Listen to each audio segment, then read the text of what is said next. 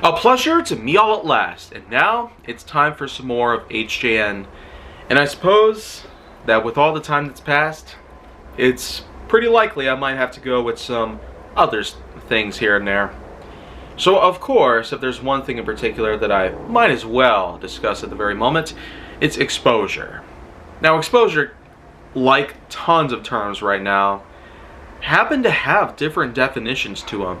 Noun, verb, conjunction, every possible means of linguistic arts. What are the meanings exactly?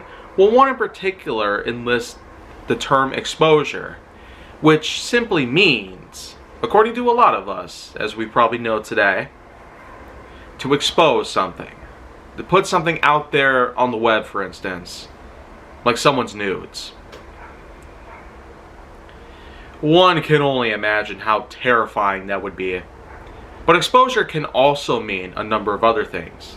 For example, if you were creating photo filtrations here and there, then one option out there is exposure. Typically, it's a dial set, which you're able to adjust the level of exposure, very similar to how brightness, contrast, and color saturation and hue are put into play. So there are, of course, similar functions with the exposure option. In case you want certain parts of your photos to pop out more or less, then exposure would be a good way for you to do so.